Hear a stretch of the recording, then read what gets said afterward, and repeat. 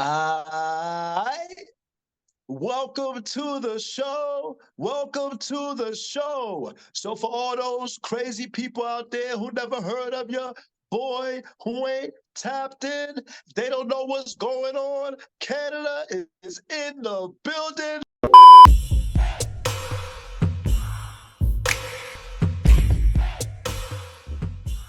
And tell us what you do in a couple of seconds.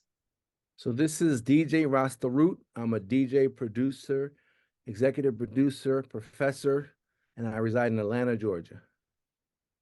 I like that. So let's go back to where it all started for you in Canada with your mom, your brother, your sister, the dog, the cat, your pops, all of that. How did you fall in love with hip hop? So basically, my parents are from Trinidad. My father got transferred with his job to work in Canada on the Alaska Highway in an oil town called Fort St. John. That's where I was born. I was conceived in Trinidad, but born in Canada. And then he got transferred here and there, and we ended up in 7 different countries. So Brazil, Guatemala, Spain, Abu Dhabi, England, Holland, US, of course, Canada. And I went to Japan on my own after college. And so as far as falling in love with hip hop, it was probably in 79. Living in Holland, I saved my guilder, which is the Dutch money at the time, and I bought the 45 for Rapper's Delight, Sugar Hill Gang. And, it was cool because there weren't a lot of black people living in Holland where we were. So I kind of had like an affinity for people that look like me, you know what I mean? And they were cool. They were on TV, and I was like, you know what? That's my thing right there. And so it kind of became a thing, but it was so young and hadn't developed where I got like moments of it in time as I got closer to living in the States. And when I moved here, it was kind of like a wrap for me as far as full head on in. Nice, nice. I like that. So, between your two parents, your moms and your pops, what or any of their brothers or sisters, even your brother or maybe sister that you sibling that you may have, were they in the music too, or was it just you? Funny, my favorite cousin at the time, he was a dancer, quote unquote rapper. His name was Cash D at the time. And everybody thought they were rapping back then. But when we would visit from like where we were living and staying with my grandparents for the summer, he would give me these cassettes from the radio station, BLS and all these stations. I would hear Dougie Fresh, I would hear Red Alert, and I would take those cassettes back with me to the countries that we were living in, and that would be my music for the next 6 months to a year. But in between there, I wouldn't hear anything new until I got back to the States. Mm, nice, nice, nice. Okay. So, in the midst of you doing all your traveling and stuff like that, dealing with your parents, who was the most influential? Who was the most, I don't know, parent who was really standing beside you, or even family member who really stuck by your side and said, yo, you could really do this, to really give you the belief to really go after your dreams? Who was that person that gave you that belief? So it's so crazy you mentioned that. Coming from a Caribbean background, the parenting is different. It's a tough love 24/7 kind of thing where they support you, but you don't get the typical encouragement you might think. You know what I mean? So you can go either two ways. One, you just do what you want to do and you go down a path, or two, you develop a system within inside yourself where you push yourself and you get the validation. And they look at you and they'll nod at you like, okay, you're doing cool, but you're not getting that, yo, you got this, go do this. It's like, here's the money to do what you got to do. This is what we can afford. Do what you got to do with it. You know what I mean? Okay. All right. All right. Well said. Well said. Well said. All right. So I was checking you out a little bit on your Instagram page, doing my due diligence, doing my research, all of that. I know you have an affinity, you got a love for your moms. Mhm. You shouted her out, happy birthday, all of that, and said that you were going to cook her favorite meal. Mhm. Tell us right here on the Pimp Game podcast, what is mom's favorite meal? So mom's favorite meal that I cook, it's called gambas al ajillo, which is Spanish for garlic shrimp. And so it's like a tapa, a Spanish finger share plate food. So I do like jumbo shrimp, devein them, peel and devein them, and then I saute it, but I do like a mix of like virgin olive oil, thinly sliced garlic, like the movie Goodfellas, how they slice the garlic. You do it like that. Red pepper, cayenne pepper, salt and pepper, parsley, and then it's on this like almost like a iron skillet, so it comes off the stove boiling and bubbling and stuff. You put it in the middle of the table. You take French bread or garlic toast, and you dip it in the bread and just eat the shrimp. Nice, nice. Shout out to Mom's favorite meal. That sounds real good. So are you making that for Thanksgiving too? Are you making it for the family, or it's specifically made for moms? Kind of for moms, and I'll do it, for my friends and myself. But she really likes it a lot, so I try to like make a whole bunch, and then she takes the leftovers home with her, and that's our thing. Okay, okay, okay. I like that. I like that. Mm. So let me ask you this: in terms of your, family members and things like that, now that you're where you are now, sponsors, working with corporate clients, things of that nature, is it kind of surreal for you? Do they look at you and be like, wow, is it that type of thing in your family? I think again, it kind of goes back to how we were raised. It's like this natural humility that's built into you, so they will never let you get too big for your shoes. My mom will bring you down in a second just by being mom. It's not a thing. So, like, I think my mom is very proud of me. I may not hear it a lot, but I think she's very proud of me, and she tells her friends. So I know there's that. But I think some of the stuff I've accomplished and I've done is impressive to my family for sure. I'm the first to graduate from 4-year college years ago, so that was kind of cool for the younger cousins to see that, and then go on to live in Japan and all the things I've done. I kind of just live my life by, marching to my own drum, and I think they respect that. So I don't think they expect any less than excellence from me. I know that. Mm. Well said, well said, well said. Okay. Yo, if you are just joining us, you are tuned in to the Pimp Game Podcast, where we highlight positive, intelligent, motivated people each and every single week. And we got the one and only hidden gem. That's right, DJ Rasta Root in the building, Canada, doing his thing right here on the Pimp Game Podcast. So let me ask you this. I've been saying the name for the past couple of days, DJ Rasta Root. What's up? How did you come up with the name DJ Rasta Root? Sure, for sure. So, there was a stigma with dreads back when I was growing up, in the 80s. I remember my couple of my cousins had it in Trinidad, but it was kind of like my parents weren't really down with that, Rastafarianism. But, when we moved to the States and, with the advent of like the kind of like Marcus Garvey movement and like, the Black empowerment and people wearing the medallions and all that kind of things. When I was in college, I went to a predominantly white school. So, we developed this special pride in being African American or wherever you were from. Along with that, so I started growing my hair. Along with that, two of my other friends were DJs also, and they were musicians. And there's something called the tonic progression.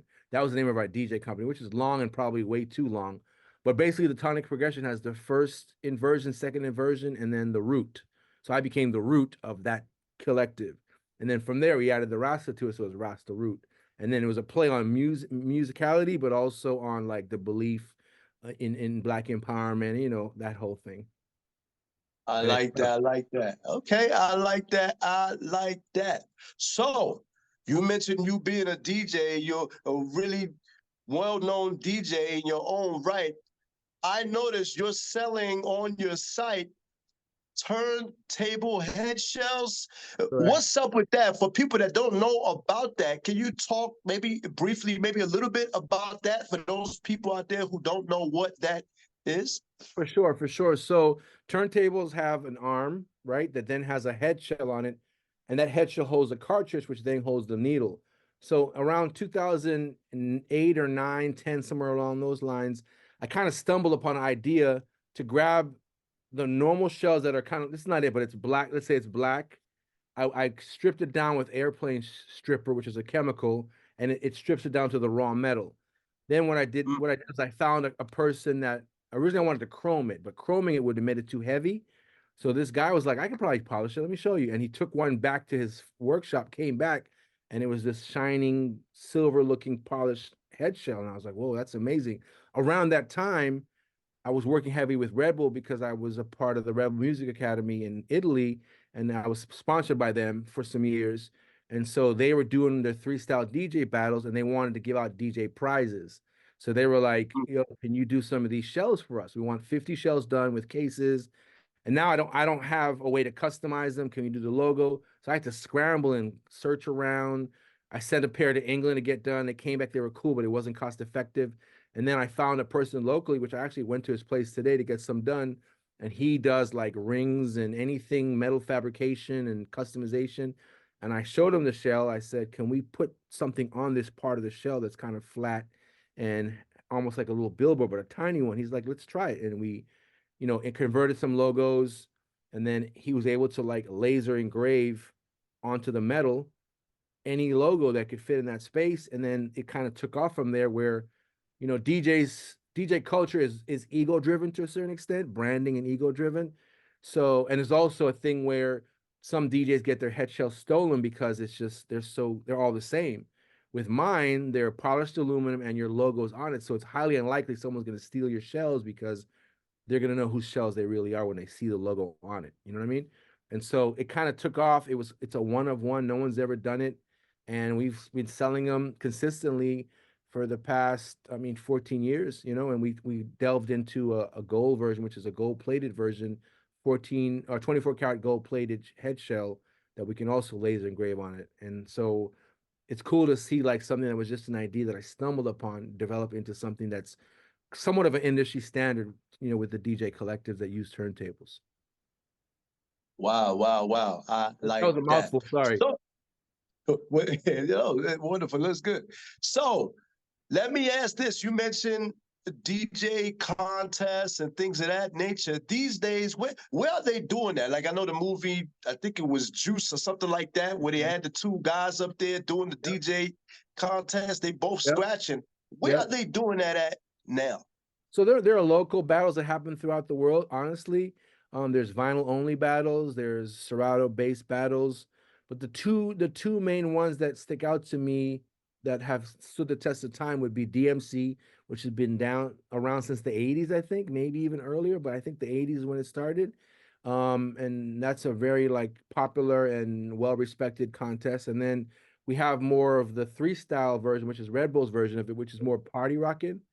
It's technical, but maybe not as technical as DMC, but technical in its own right because they're manipulating sounds and cue points and stuff like that. So three style is one, which I don't know if they're having one this year, but that's really popular. It's probably more popular than DMC, but DMC is the OG of DJ battles. Wow. So let me ask you, if you're DJ Rasta Root, if you're on the, I don't know, you're one of the judges. How are you judging to see if this DJ is dope, if he got the skills, if he, maybe if he need a little bit of work? How are you evaluating that as a DJ? Yeah, I'm looking at how they put their routines together, how creative the routines are, how original they are, what songs they choose to put together that probably wouldn't go together to make a whole nother pattern. I love seeing that, their technical ability, their use of the mixer itself and its features, their use of the sounds on the actual vinyl or whatever the music file is, their interaction with the crowd, their confidence, their arrogance, their cockiness, their wittiness with their what they're putting together. It's like you kind of go back and forth with each other and kind of do little insults. You know what I mean with the music and how they put that together. And sometimes it's really funny, and sometimes it's really like gets you in the gut. But it's a part of battling. So I look at all those things, male, female, it doesn't even matter. But those are the criteria I look at to see who's really doing it and who does need help or work. Interesting, interesting indeed. So one of the things I was really like drawn to was you do a session where it's called like live on the couch. Maybe you have an artist doing his thing while you're in the back doing your DJ mixes and scratches and all of that. Yep. How did that concept come about? Is really dope. How did that concept come about? Yeah, so the live from the couch concept came about with artist I manage named Zay because shout out to Zay. And we get together and we just kind of vibe out on music and create music, and he'll write to stuff I produced or record right here in the studio. And We have a couch back here, and that happens to be where he sits when he's doing his thing. So I said, why don't we just, record what we're doing, but not do it so pre-produced where it seems like, oh, this is like a video or content. It's natural. So it's one take. We're recording into Pro Tools where my DJing is going into Pro Tools while his mic is going into Pro Tools. So it's recorded, but it's kind of still like not as rehearsed. It's not like we're not cutting to stuff. We're not cheating anything. It gives people the organic feel of what it's like to see him performing. You know what I mean? And I think that's the best way to really let your fan base know who you are, is because they see you in your authentic space, your authentic environment. Okay, okay, okay. I like that. So you've blessed the stage with some of the world's biggest. Tribe Called Quest, Phife, shout out to him, rest in peace to him, Redman, KRS-One, people like that.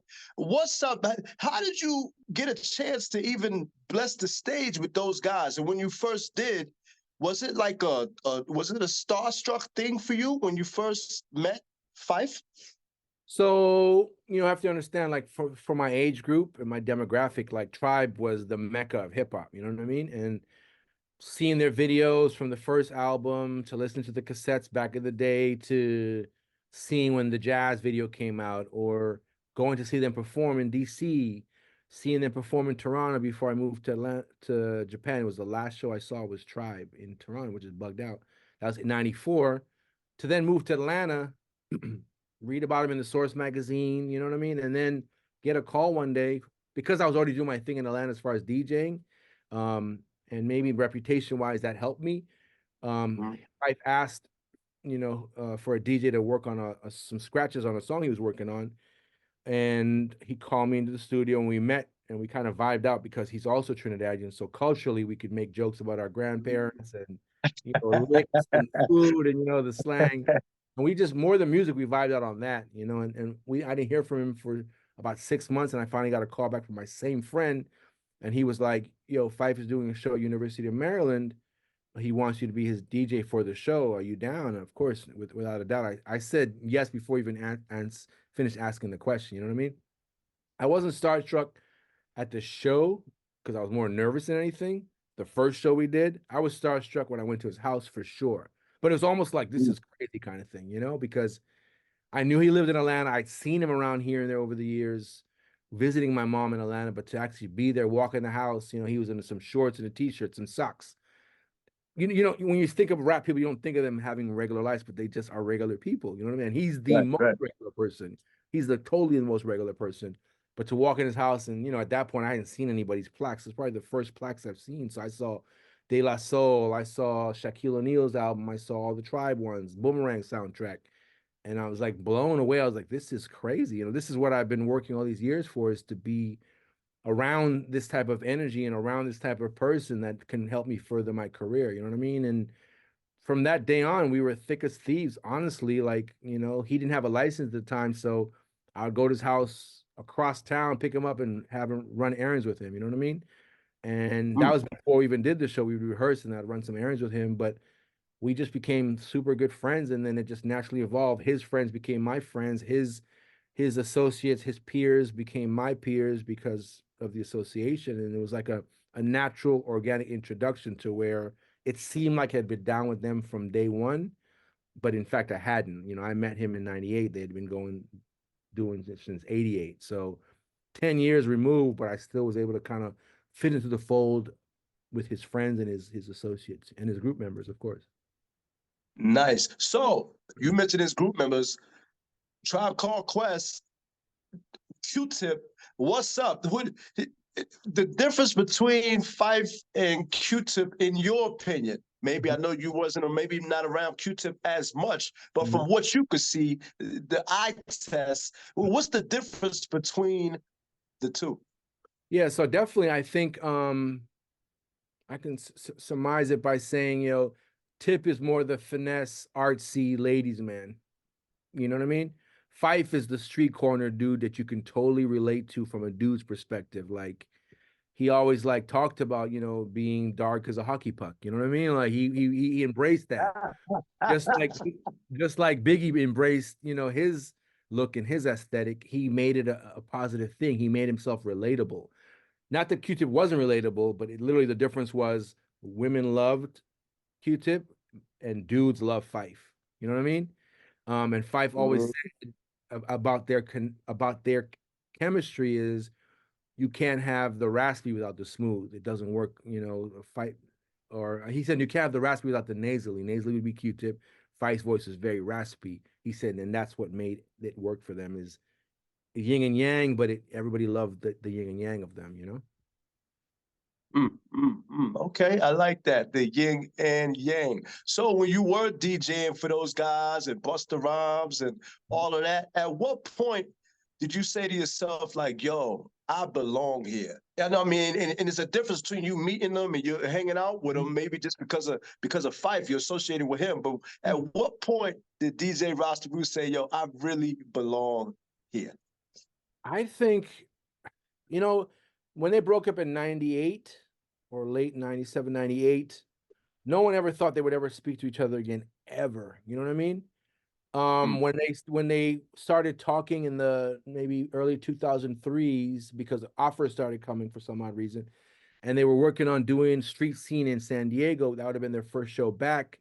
Um, the amount of work it took from the management side of things, because I was managing his interest in Tribe, and each member had their own manager. The amount of interest and work it took to get the job done, to get them to even talk about doing a show, it took a lot of trust, a lot of tears, it took a lot of frustration, all those things. And I realized I was a part of something special then, because the job we had as managers was to actually get these guys to agree who at one point hated each other. You know what I mean? To a certain degree, after the breakup, they kind of didn't like weren't fond of each other.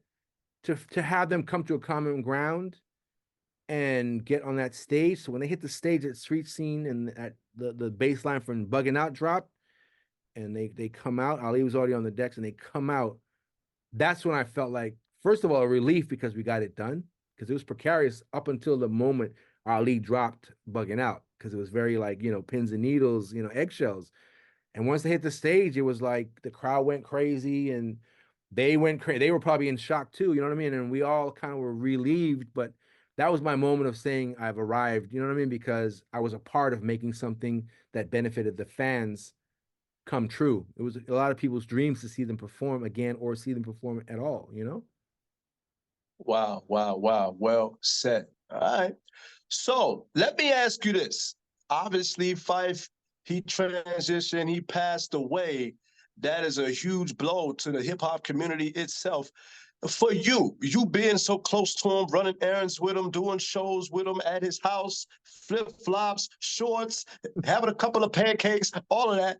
Sure. What's up? Where were you when you got the news that Phife had passed away? So I got the news that Phife had transitioned. I was at my house here. It's a crazy story, but I was at my house here and we were already working on his album. We were working on his album. We had two videos shot already, actually. We had Nutshell and Nutshell Remix shot already. And I was catching up with a good friend of mine named DJ Fudge. Shout out to Fudge.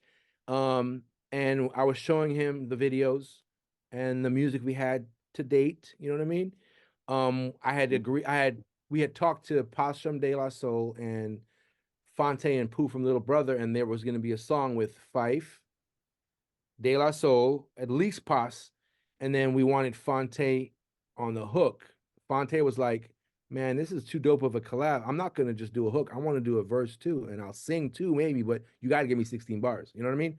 That was where we were at with it as far as this album. And as I'm sitting with my friend at 11 at night, I realized that he hadn't responded to my text about the song, the De La feature, and it just kind of struck me, you know what I mean? And then maybe 20 minutes later, his wife called and told me that what had happened, and obviously my life hasn't been the same since then.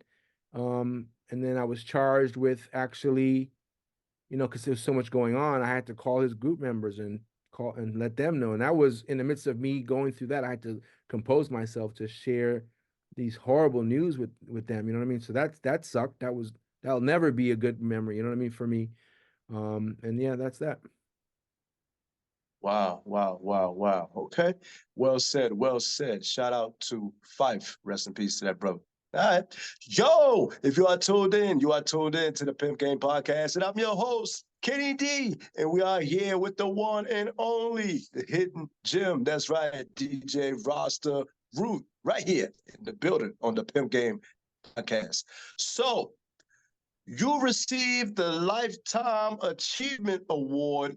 How was that for you? Was that surreal? Did you cry? What happened? How was that for you receiving that award? I mean, it's so crazy because it was bittersweet. It was bittersweet because the day I found out I received the award, my best friend of 35 years passed away. Shout out Mm, to Troy Datcher, and that's recently, so it's still raw to me. But so I got the news that he had transitioned, and then 10 minutes later I get a call saying I got the award. So I was like, it's cool, but I'm like, I know if he would be the first person I called. You know what I mean? I would have called him and said, "Yo, I'm getting this award." And his reply would have been, "When is it? I'm there." You know what I mean? And so in the midst mm, of that, it was bittersweet for that reason.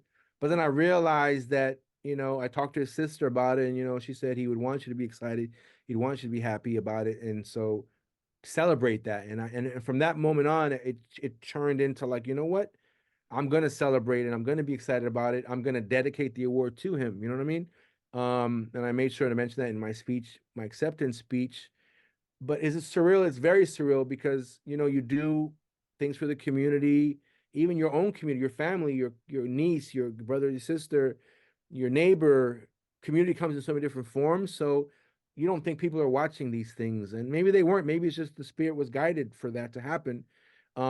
I never thought. I don't know anybody who has one of these awards ever. I don't know anybody who has any presidential award. So I'm one now. You know what I mean? I'm one that has that now, and it's bugged out to me because I've seen people get those type of awards, but never in my wildest dreams would I think that I would be a recipient of that. Mainly because I do things from the kindness of my heart and to be a contributor to society and to humanity, not for prizes and things like that. Although I love the prize and I think it's a great, commemoration of the work I've done, whatever that is. But I'm just happy that I was able to serve my community, and luckily and by the blessing of God, somebody took notice. mm, mm. Well said, well said, well said. Okay. So, as a DJ, I know you have your favorites out there, things of that nature. Who's DJ Rasta Root's top five DJs in the industry, maybe even of all time, if you could name them, your top five DJs in the industry? My top five DJs in no particular order would probably be DJ Premier, for his scratch hooks in his production for sure. I model a lot of my scratch hooks after the aesthetic that he's created. And so I love mimicking his scratches just for practice, but then also it's allowed me to develop my own routines and techniques of creating scratch hooks, which I think is great, and I understand how it works. So Premier would be that. Jeff, because Jazzy Jeff is Jazzy Jeff and Jazzy Jeff is Jazzy Jeff. There's nothing else to say. You know what I mean? He's the magnificent. So shout out to Jeff. Like, definitely admire him. For sure. Definitely from the West Coast, I would go with, they're dangerous DJs out there. Like, Shortcut, Babu, the Beat Junkies. That whole crew is scary to me. You know what I mean? Like their knowledge of music, their technical ability. I couldn't even just name one out there. It'd be, several of them that are really, really dope. Besides that, I mean, it's a very short list for me because I'm picky. Okay. And I have a top five. Not that it doesn't exist, but the criteria I have is super high for DJing and DJs. And so the ones that to me can kind of do no wrong in that sense would be Jeff and Premier, and of course, Shortcut for sure be on that list. Melody, Babu, the list goes on and on. But everybody's so talented in their own way, you can't even like quantify, what their abilities are because they're out of this world.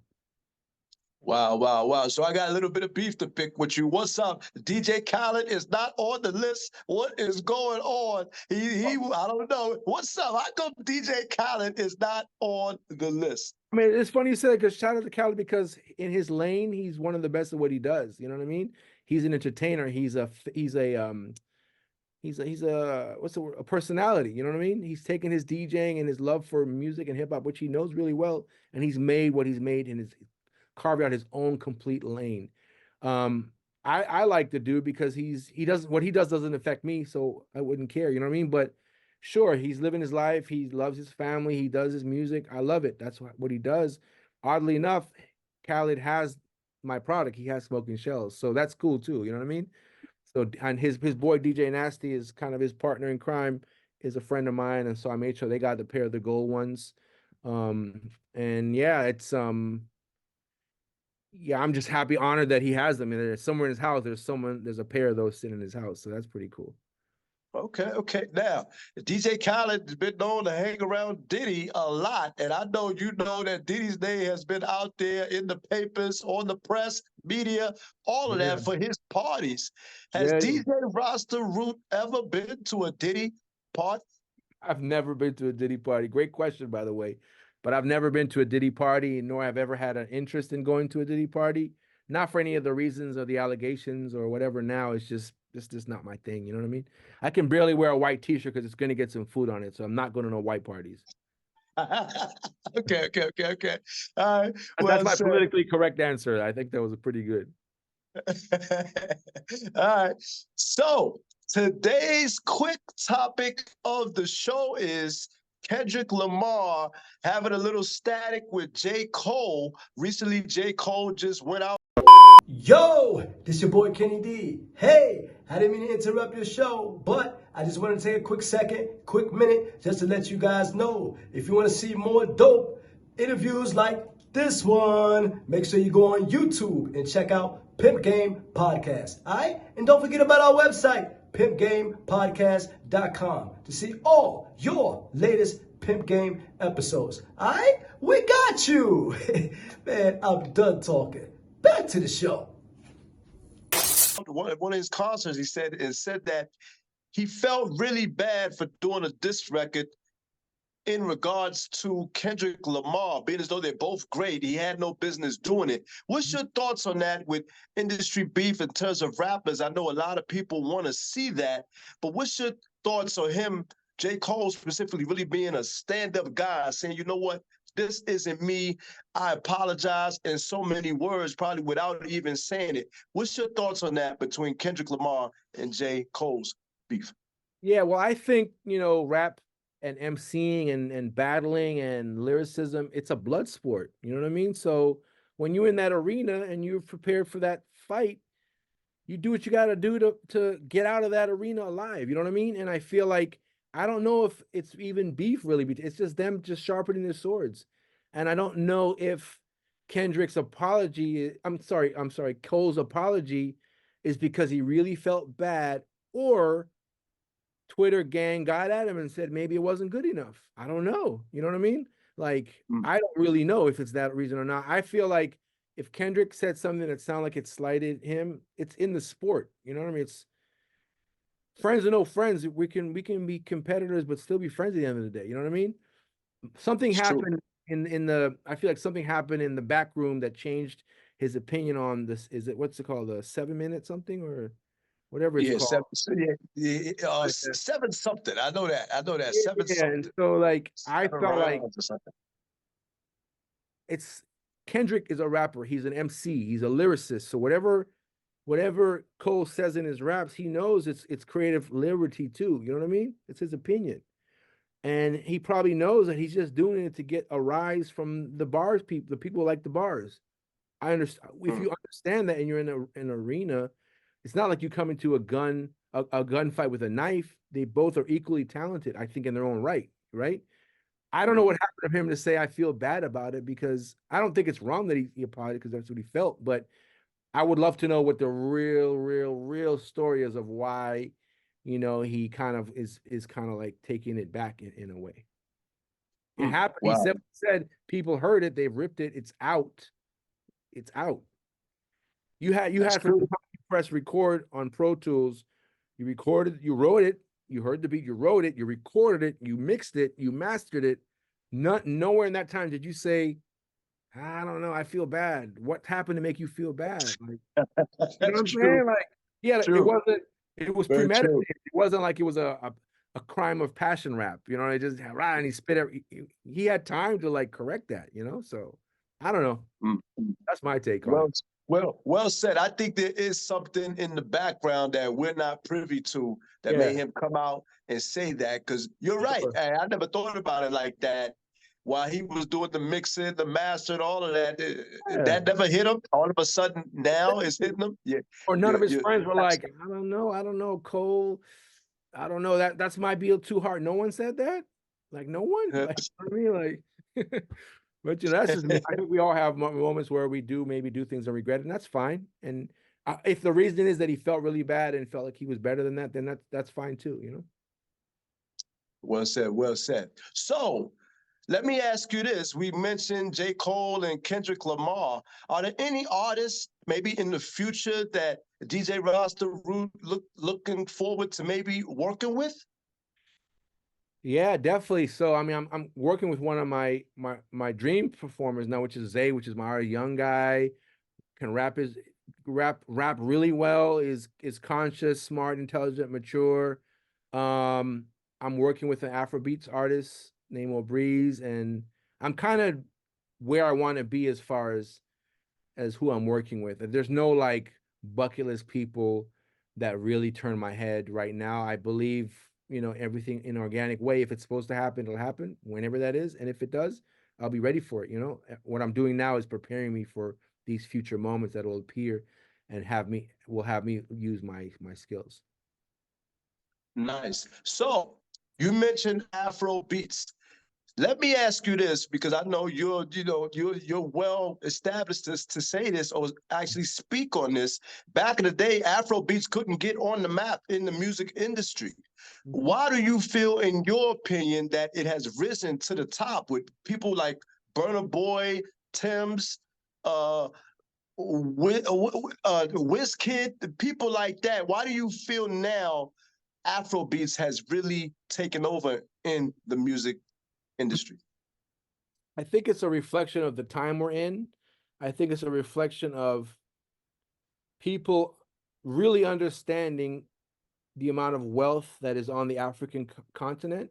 Typically, when we think about it, we think about resources, oil, gold, you know, all those kind of things, not realizing that the wealth of talent that's there, not realizing that a lot of the percussion we use in our drums here or in Brazil come from there. You know what I mean? It's indigenous to there. And so it's everything's cyclical. So it's only a matter of time before that that that music catches that cycle where it's its time, you know. Lucky for Afro beats and the Afro sound, I think it's picking up the slack where dancehall reggae left off, because I think dancehall reggae became very overly sexualized and very, Mm. you know, it's very much the daggering and the pasa pasa parties when they're jumping off of buildings into women's laps and crotches and stuff like that. And you know, that can only go so far. And so I feel like dancehall had its opportunity to be actually what a global sound, you know, beyond Sean Paul, like really there's good artists, you know what I mean?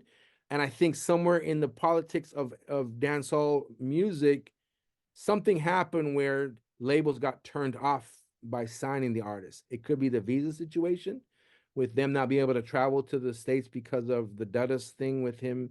And they cut everybody's visas off. Beanie Man can't travel to the States, really. That kind of thing. It could be that, and it's a liability.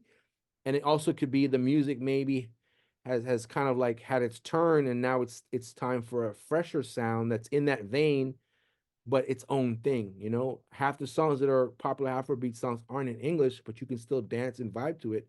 That's important. You know, that's important to have sound Mm. move when you're not worried about the lyrics. Maybe the hook has some English in it, but like for example, my artist that I'm working with, O'Breeze, he's from Tanzania. Most of his songs are in Swahili, but it's beautiful, right? I don't know what it means. I only know what it means when he sends me the lyrics and we translate it, but it's beautiful. And it doesn't matter what he's saying because it meshes perfectly with the music. And I think that's the that's where Afrobeats is now, is their sound is just what's drawing people in, no matter where you're from, what color you are, the whole dance craze now, because with every song there's a dance that goes along with it, so that gives the music more life too. And it's a happy feel. It's a warm, vibey, high vibration music, and I think that's why it's catching the fire it is. Wow, wow, well said. So you're starting a marketing and brand company. Yes. What's up with that? Can you speak a little bit about your marketing and brand company? Yeah, for sure. So I realized, like, just being self-managed as a DJ and having to do everything yourself, meaning your logos and get things designed, photo shoots, and the aesthetic, the clothes you wear, for doing it for so long, and of course being around Phife, who, you know, New Yorkers dress different. You know what I mean? Y'all just have a. You're from New York, right? Yep. Yeah, so y'all just Yes, I have am. y'all have Queens. a natural, like, fashion sense that nobody can touch it. It's just what it is. You know what I mean? So being around that, these New Yorkers that I've been around, and seeing how they put things together and the aesthetic, I think it caught on with me, and so I found myself being able to, like, brand things. You know what I mean? Like, put things together, put partnerships together. I did the Tribe Vans deal. That was my first big one I did. Well, before that, I did a Stan sock one. It was a Tribe Stan sock. And then we did the Tribe one that was 9 different SKUs of a Vans Tribe collaboration. And it sold like 50,000 pairs of the different SKUs. And I realized that the business side, I knew the business side, but I also had the creative side and I knew how to put the things together. So I was like, pivoting out of DJing, it would make sense to do something with the talents I've acquired and be involved, but be evolved. You know what I'm saying? And that's where I am now, where I can take something you're trying to do and put an image to it and put something to people's eyes and ears so they remember it and they come back to it. And when they see it, they know exactly what it is. I like that. I like that. I like that. So let's transition slightly. You are teaching at a university over there in Georgia, Atlanta, Emory University. Right. How is that for you being the music professor? What is DJ Rasta Root's first lesson while teaching these kids Well, music? let me tell you a funny story about my first day, and my mom still laughs about this story. So Okay. when Phife transitioned, we wear the same shoe size, right? So a lot of his shoes I inherited, or they just were at my house, right? But you know, when shoes have been sitting around for too long, things happen to the shoes, right? So I'm Right. like, in honor of Phife, I'm gonna wear these New Balance my first day of class, right? Right. So I have Okay. the shoes on. I have to park far from the class. As I'm walking to the class, I hear this, like, and I look down, and the back of the heel is flopping on the shoe, right? So, like, and I have it's a 2.5 hour class. So I'm like, how is my how is my first impression gonna be this professor with a shoe that's about to has a mouth? You know what I mean? So Right. I was like, I could either, like, pretend to be the barefoot professor with socks that likes to just be, like, earthy. That was an idea that popped in my head, right? But I was like, that's probably not going to work because I have to carry it for the whole semester. And so I was like, maybe I'll just not move around, or, like, get in the class and just be static. And that's what I ended up doing. But it was just the funniest thing to me, because it's like Phife and I would always joke, you know what I mean? And it was probably just a joke. You know, I'm gonna have a laugh on your behalf. You know what I mean? My first day of class at one of the top universities in Atlanta, and I'm having a shoe that's having a meltdown. You know what I mean? So we got through that part as far as in the class, and I was able to teach the class and introduce myself and introduce the class to the students. But I just felt like that took the edge off of the nervousness of being in a classroom for the first time. So I still have a picture of the shoe flopping around. So did any of the students notice that the shoe was flopping Well, I'll tell in the you back? this, if they did notice, they didn't say anything. They were very respectful. I don't think so, because I had a way I would move, and I would kind of, like, I wouldn't lift my foot. I would drag it. Right. So Right. if you drag it, it's not flopping. So Right. that's just problem solved. But yeah, how you're laughing and you're seeing it, I lived that. You know what I mean? I lived that moment. So we'll never forget it. Wow. Yeah. Okay, I like that. I like that. Funny story indeed. I like that story. Okay. So Any future projects for DJ Rasta Roots that's maybe coming up and that we could look forward to? Maybe a tour or something like that with one of your artists? Any future projects coming up for DJ Rasta Root? Yeah, definitely. So Zay, we have a couple albums complete from him, which we're going to begin shopping pretty soon. But his first debut album is called Self Aware, which is his journey through knowledge of himself, you know what I mean, and becoming aware of who he really was and what he was meant to do on earth. And he's very intelligent, young dude. And so we have production by Snacks, myself, Mark Baldwin's on there also, and it's just going to be a great listen for people. That's one of my focuses, is putting out his album. And then of course Obreeze's OP, we're EP, sorry, we're working on that, and we're trying to get that together and get the sound right, because we also don't want to put the Afrobeat music out when it's already kind of like done its thing. We got to catch it when it's hot. You know what I mean? Okay, okay, all right. So, for that young girl out there who wants to be the next DJ Rasta Root, or that young boy out there who wants to be the next DJ Rasta Root, what would you tell them if they wanted to get in the music industry as a DJ? I would tell them to a couple of things. I would first say, whatever your skill is or whatever you want to focus on, just make sure you put those 10,000 hours in and you learn your craft backwards, forwards, upside down, inside out, and you know all aspects of it. Also, definitely maybe taking a business course or two, or a music business course, will help you navigate the industry and the perils of that. Being that they're younger now, they understand social media, they understand how that works. That'll benefit them because they can navigate content creation, and engaging your fans and identifying your fans. I would also say definitely build a nice, solid, trustworthy team around you that can kind of like buy into your vision and help you see your vision through, because we can't do everything by ourselves. We may think we can or try to, but at the end of the day, why not get the best people at what they do to do things for you, you know? Well said, well said, well said. Now, let me ask you this really quickly. In the music industry, they have, Leo Cohen, created the 360 deal. Why is it that they can't just give artists a good deal? Like in the beginning, why not that way they could have a long-lasting relationship? Why is it that you feel that some of these record execs and things like that, managers, whatever, just can't give the artists a fair deal? Yeah, I think it's the music business. It's a business at the end of the day, right? So it's not because they like the music. It's not because they like the person. It's because they're there to make money, and there's a bottom line. If they have a building, they got to pay rent on the lease. They have to pay their employees. So I don't agree with how they go about it, because I believe there should be enough for everybody, right? But it's just it's the game where the people on top have the most money, and as you go down, it's less and less money. What they probably fail to understand is usually when you treat people well or good, they will be more loyal to you, and they will, be indebted to you in a sense, and they want to keep working with you. But they don't see it like that for some reason. And now they're realizing, because artists are able to do things by themselves and put music out, and a push of a button, your music's everywhere, they realize they have to change the game, because we're not stupid anymore. You know what I mean? We're not going to go for those little silly contracts before. Now our friends are lawyers. Now someone we know's kid is a lawyer that can help these artists navigate their business deals and their record deals. And so they have to change the game, but I don't think they're changing the game to be better or better. They're just trying to pivot to pull the wool over people's eyes in a different way.